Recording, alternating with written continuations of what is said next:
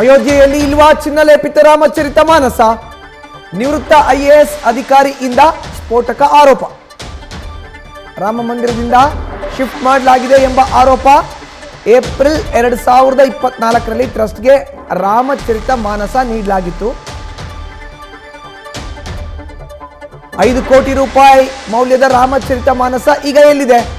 5 ಕೋಟಿ ಅದು ಎಸ್ ಲಕ್ಷ್ಮೀನಾರಾಯಣರಿಂದ ಟ್ರಸ್ಟ್ಗೆ ಬಹಿರಂಗ ಪ್ರಶ್ನೆ. ಹುಂಡಿ ಹಗರಣ ಬಯಲಾದ ಬೆನ್ನಲ್ಲೇ ಗಂಭೀರ ಆರೋಪ ಇದು. ಚಿನ್ನಲೇಪಿತ ರಾಮಚರಿತ ಎಲ್ಲಿ? ನಾವು ರಾಮ ಮಂದಿರಕ್ಕೆ ಕೊಟ್ಟಿದ್ದಂಥ ಚಿನ್ನಲೇಪಿತ ರಾಮಚರಿತ ಎಲ್ಲಿ ಅನ್ನೋ ಪ್ರಶ್ನೆಯನ್ನ ಈಗ ಮಾಡ್ತಾ ಇದ್ದಾರೆ. ಅಯೋಧ್ಯೆಯಲ್ಲಿ ಇಲ್ವಾ ಅದೇ? ಹಾಗಾದ್ರೆ ಈಗ ಎಲ್ಲಿ ಹೋಯ್ತು?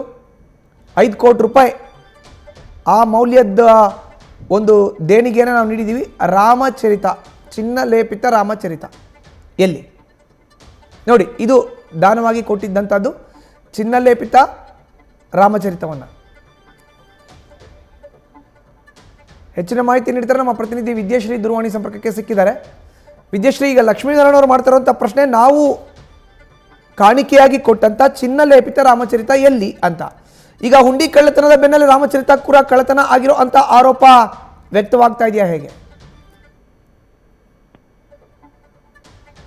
ಮಧುಸೂದನ್, 2024ರಲ್ಲಿ ಈ ಉಡುಗೊರೆಯನ್ನ ಕೊಟ್ಟಂತಹ ವ್ಯಕ್ತಿ, ಕೊಡುಗೆಯಾಗಿ ಕೊಟ್ಟಂತಹ ವ್ಯಕ್ತಿ, ರಾಮಚರಿತ ಮಾನಸ, ಆ ಚಿನ್ನದ ಲಿಂಗಿತ ರಾಮಚರಿತ ಮಾನಸ ಉಡುಗೊರೆಯಾಗಿ ಕೊಟ್ಟಂತಹ ಸಂದರ್ಭದಲ್ಲೂ ಬಹಳ ದೊಡ್ಡ ಮಟ್ಟದಲ್ಲಿ ಈ ವಿಚಾರ ಸದ್ದು ಮಾಡಿತ್ತು.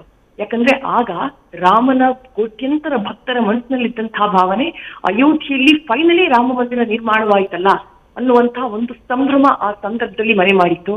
ಹಾಗಾಗಿ 2024ರ ಏಪ್ರಿಲ್ ತಿಂಗಳಿನಲ್ಲಿ ಕೇಂದ್ರದ ಮಾಜಿ ಅಧಿಕಾರಿಯವರು, ಮಾಜಿ ನಿವೃತ್ತ IAS ಅಧಿಕಾರಿ ಲಕ್ಷ್ಮೀನಾರಾಯಣ್ ಅಂತ ಹೇಳಿ, ಅವರ ಕುಟುಂಬ ಈ ಒಂದು ಚಿನ್ನಲೇಪಿತ ರಾಮಚರಿತ ಮಾನಸನ ಕೊಡುಗೆಯಾಗಿ ಕೊಡುವಂತಹ ಕೆಲಸವನ್ನ ಮಾಡುತ್ತೆ. ಅದು ಹೇಗೆ? ಲಕ್ಷ್ಮೀನಾರಾಯಣ್ ಅವರ ತಾಯಿ, ಆಕೆ ಬಹಳ ದೊಡ್ಡ ರಾಮ ಭಕ್ತೆ. ಅವರಲ್ಲಿದ್ದಂತಹ ಚಿನ್ನಾಭರಣವನ್ನೆಲ್ಲ ಕರಗಿಸಿ ಅದರಿಂದ ಈ ಒಂದು 151 kg ತೂಕದ ರಾಮಚರಿತ ಮಾನಸ, ಅದರಲ್ಲಿ 800 ಗ್ರಾಂನಷ್ಟು ಚಿನ್ನ ಇರುತ್ತೆ. ಜೊತೆಗೆ ತಾಮ್ರ, ಬೆಳ್ಳಿ ಲೇಪಿತ ಇದೆಲ್ಲವನ್ನ ಬಳಸಿ ಇದೊಂದು ರಾಮಚರಿತ ಮಾನಸನ ಮಾಡಲಾಗಿರುತ್ತೆ. 2024ರ ಏಪ್ರಿಲ್ ತಿಂಗಳಿನಲ್ಲಿ ಅದನ್ನ ಕೊಡ್ತಾರೆ ರಾಮ ಜನ್ಮಭೂಮಿ ತೀರ್ಥಕ್ಷೇತ್ರ ಟ್ರಸ್ಟ್ಗೆ. ಆಗ ಅದು ಬಹಳ ದೊಡ್ಡ ಮಟ್ಟದಲ್ಲಿ ಸುದ್ದಿಯಾಗಿತ್ತು. ಅದಾದ ನಂತರ ದೇಗುಲಕ್ಕೆ ಏನ್ ಎಂಟ್ರಿ ಆಗ್ತಾರೆ, ರಾಮ ಮಂದಿರದ ಅಯೋಧ್ಯೆಯ ಬಾಲರಾಮ ಮಂದಿರದ ದೇಗುಲಕ್ಕೆ, ಅಲ್ಲಿ ಮುಂಭಾಗದಲ್ಲಿ ಇದನ್ನ ಪ್ರದರ್ಶನಕ್ಕೆ ಇಡಲಾಗುತ್ತೆ. ಆದ್ರೆ ಅದೇ ವರ್ಷ ಡಿಸೆಂಬರ್ ತಿಂಗಳಿನಲ್ಲಿ ಅದನ್ನ ಅಲ್ಲಿಂದ ಶಿಫ್ಟ್ ಮಾಡುವಂತಹ ಕೆಲಸ ಆಗತ್ತೆ. ಲಕ್ಷ್ಮೀನಾರಾಯಣ ಅವರಿಗೆ ಪ್ರಶ್ನೆ ಮೂಡುತ್ತೆ, ಯಾಕೆ ಶಿಫ್ಟ್ ಮಾಡಿದ್ರಿ ಅಂತ ಹೇಳಿ.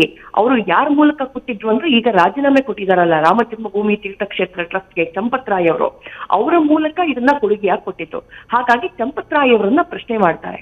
ಅದಕ್ಕೆ ಅವ್ರಂದ್ರಂತೆ, ಇಲ್ಲ ನಮ್ಮಲ್ಲಿ ಕಾಣಿಕೆಗಳನ್ನ ಆ ರೀತಿ ಪ್ರದರ್ಶನಕ್ಕೆಲ್ಲ ಇಡೋದಿಲ್ಲ, ಅದನ್ನ ಗಾರ್ಡ್ ರೂಮ್ ನಲ್ಲಿ ಇಡ್ಲಾಗಿದೆ ಅಂತ ಹೇಳಿ.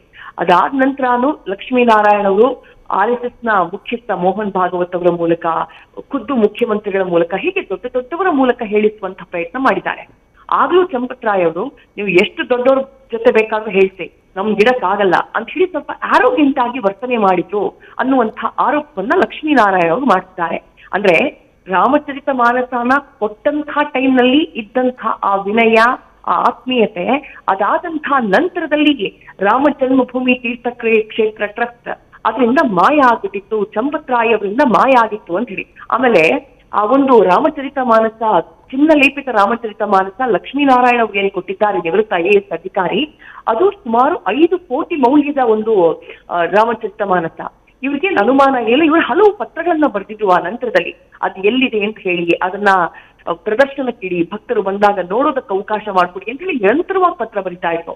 ಆದ್ರೆ ಈಗ ಆಲ್ ಆಫ್ ಸಡನ್ ಹುಂಡಿ ಕಳ್ತನ ಆಗಿದೆ, ದೇಗುಲಕ್ಕೆ ಬಂದಂತಹ ದೇಣಿಗೆಯ ದುರುಪಯೋಗ ಆಗಿದೆ ಅನ್ನುವಂತಹ ಆರೋಪಗಳು ಈ ಬೆಳಕಿಗೆ ಬಂದಿದೆಯಲ್ಲ, ಇದು ಬೆಳಕಿಗೆ ಬರ್ತಾ ಇದ್ದ ಹಾಗೆ ಇವ್ರಿಗೂ ಕೂಡ ಅನುಮಾನ ಮೂಡಿದೆ.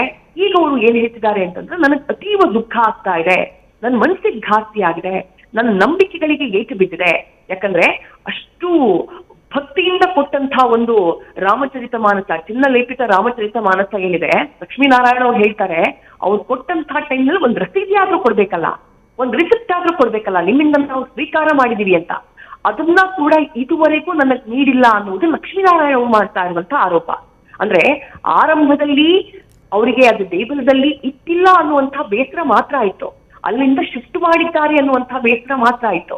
ಆದ್ರೆ ಈಗ ಅವರಲ್ಲಿರುವಂತಹ ಆತಂಕ ಏನು ಅಂದ್ರೆ, ಈಗೆಲ್ಲ ಕರ್ಮಕಾಂಡಗಳು ಹಗರಣ ಹೊರಗಡೆ ಬಂದಂತಹ ನಂತರದಲ್ಲಿ ಏನೋ ಗೋಲ್ಮಾಲ್ ಆಗಿದೆ, ಅದರ ದುರ್ಬಳಕೆ ಆಗಿರ್ಬಹುದು, ಅದನ್ನ ದುರುಪಯೋಗ ಮಾಡ್ಕೊಂಡಿರ್ಬಹುದು, ಇಂಥದ್ದೊಂದು ಅನುಮಾನ ಅವ್ರಿಗೆ ಬಲವಾಗಿ ಕಾಡ್ತಾ ಇದೆ.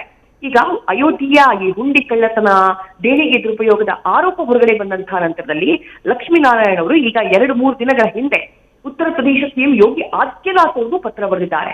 ಮುಖ್ಯಮಂತ್ರಿಗಳ ಕಚೇರಿಯಿಂದ ಅವರಿಗೆ ಮರು ಉತ್ತರ ಕೂಡ ಬಂದಿದೆ.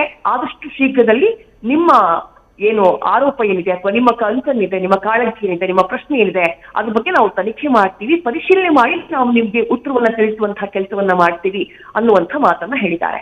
ಆದ್ರೆ ಈಗ ಈ ಚಿನ್ನ ಲೇಪಿತ ರಾಮಚರಿತ ಮಾನಸ ನಿಜಕ್ಕೂ ಚಂಪತ್ರಾಯ ಅವರು ಹೇಳಿದಂತೆ ಅದು ರಾಮ ಮಂದಿರದ ಗಾರ್ಡ್ ರೂಮ್ ನಲ್ಲೇ ಇದೆಯಾ, ಅಥವಾ ಒಂದು ಸಣ್ಣ ರಿಸಿಪ್ಟ್ ಕೂಡ ನೀಡದೆ ಇವ್ರಿಗೇನ್ ರಾಮಚರಿತ ಮಾನಸನ ಇಟ್ಕೊಂಡಿದ್ರು ರಾಮ ಮಂದಿರದಲ್ಲಿ, ಅದನ್ನ ಬೇರೆನದಕ್ಕಾದ್ರೂ ಬಳಕೆ ಅಥವಾ ದುರ್ಬಳಕೆ ಮಾಡೋದು, ಬೇರೇನೋ ಮಾಡಿರುವಂತಹ ಸಾಧ್ಯತೆ ಇದೆಯಾ? ಇಂಥದ್ದೊಂದು ಅನುಮಾನ, ಇಂಥದ್ದೊಂದು ಚರ್ಚೆ ಸದ್ಯ ಆರಂಭ ಆಗ್ಬಿಟ್ಟಿದೆ. ಮಧುಸೂದನ್, ಧನ್ಯವಾದ ವಿದ್ಯಾ ನಿಮ್ಮ ಮಾಹಿತಿಗೆ. ನ್ಯೂಸ್ ಫಸ್ಟ್ ನಿರ್ಭೀತಿಯಿಂದ ನಿಮ್ಮ ಪರವಾಗಿ.